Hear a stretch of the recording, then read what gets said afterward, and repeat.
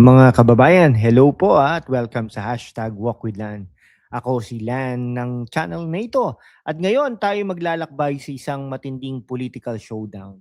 Si dating Senador Manny Pacquiao, ang boxing legend na nagsabi na corrupt daw ang Duterte administration at mas malala pa raw kaysa dati. Tama pala ang sabi ko, sabi niya. Pero wait, tama ba talaga? O baka naman siya ang may punch drunk na judgment? Para sa mga kabataan na naghahanap ng katotohanan sa gitna ng fake news at sa mga OFW na gustong updated sa bayan, ito'y para sa inyo. Susuriin natin ito intellectually, critically at fact-based. Walang bias, pure analysis. Handa na ba kayo? Let's dive in. Fact check na muna tayo. Noong 2021, sinabi ni Pacquiao na 3 times worse ang corruption sa Duterte admin, pointing sa DOH at missing funds na 10 billion pesos, pero challenge siya ni Duterte. Name them. At ano ang nangyari? Wala raw basis, sabi ng PACC. Ito ba ang tunay na laban o political hayop lang? Mga kawok let's start with the man himself, Manny Pacquiao, boxing champ. Yes, pero sa politika, let's be critical.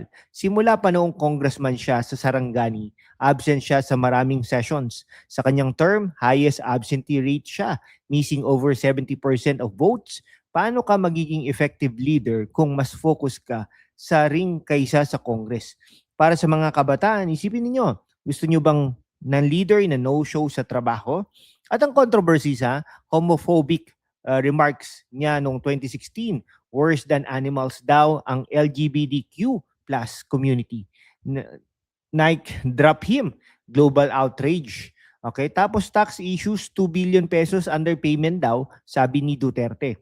Okay, at sa PDP laban ousted siya as president after riff with Duterte allies. Political opportunist ba siya? From ally to rival overnight, criticizing China policy at corruption, pero walang solid evidence. Para sa mga OFWs na mahirap ang buhay abroad, bakit tayo maniniwala sa isang taong may sariling skeletons sa closet? Parang boxer na maraming misses, di ba?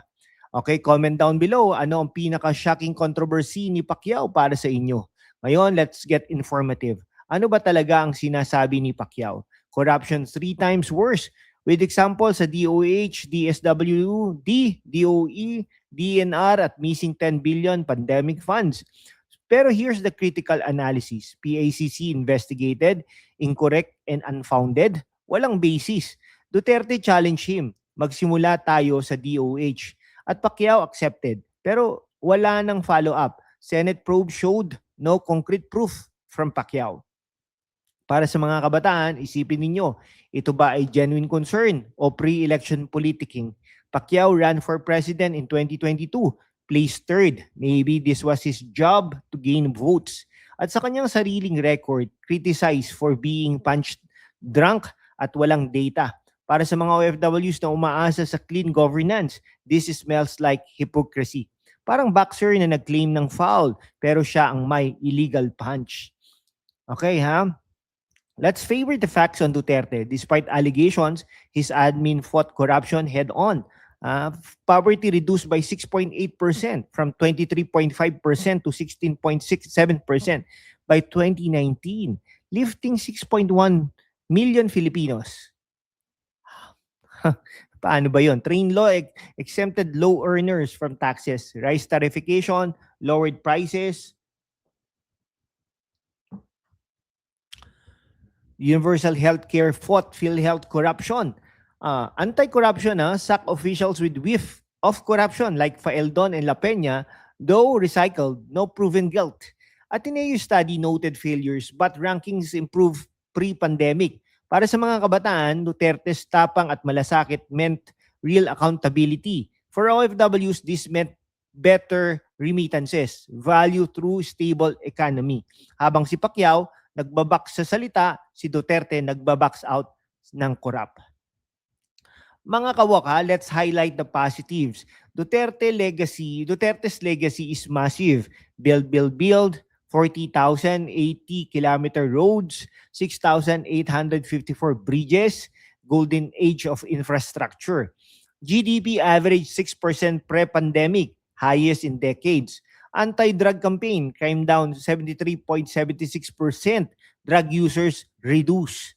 Free college education, universal access to tertiary education, 112. SUC's tuition fee free. Okay, ended Marawi siege, push Bangsamoro law. COVID response, strict lockdowns, then 5.6% GDP rebound in 2021. Para sa mga kabataan, opportunities galore. For OFWs, stronger economy means better jobs back home.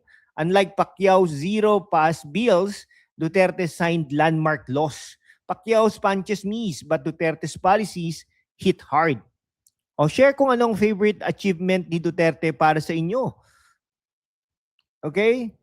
Pacquiao head-to-head tayo. Pacquiao absentee, controversial, unfounded claims. Duterte achiever despite criticisms like drug war, which reduced crime, though controversial.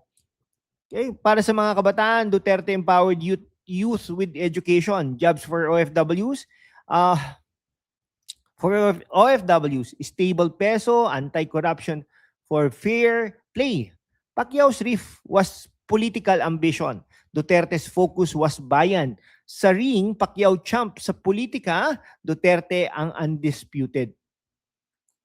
Mga kababayan, sa mundo kung saan ang kasinungalingan ay nangingibabaw, ang katotohanan ang unang sinisikil. Pero kasama kayo magpapatuloy tayo sa laban, walang takot, walang kinikilingan, at laging handa para sa bayan. Sumali na sa aking YouTube channel membership sa #WalkWithLan at tulungan natin ang channel na maabot ang 100,000 subscribers.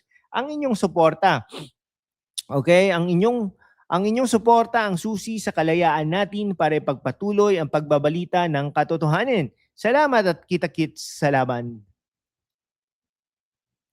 Okay, to wrap it up, mga kababayan, si Manny Pacquiao, dati pong senador yan, tumakbo po bilang Pangulo ng Pilipinas, natalo po yan. Last time around, tumakbo po bilang senador ng Pilipinas, natalo din po yan. Okay, dating partido niyo po ay ang Partido Demokratiko Pilipino, laban, no? Under kay Pimentel, wing. Kaya lang natalo po sila, so hindi na po sila miyembro niyan. Ito po ang claim ng dating senador, Manny Pacquiao. Okay? Mali ang yung mga claims niya po regarding the Duterte admin ay maling-mali po at walang basis. Duterte's admin, full of achievements po sila. Okay? Na nagpabago ng ating bansang Pilipinas. Mga kabataan at OFWs, stay informed po. Huwag magpauto sa hype, like, subscribe. Hit the bell para sa more fact-based content. Ano ang thoughts ninyo? Comment down below. Share sa friends. Salamat sa panonood at remember, sa politika, ang katotohanan ang ultimate punch. Kita-kits next time sa #WalkWithLan. God bless the Pilipinas. Mabuhay!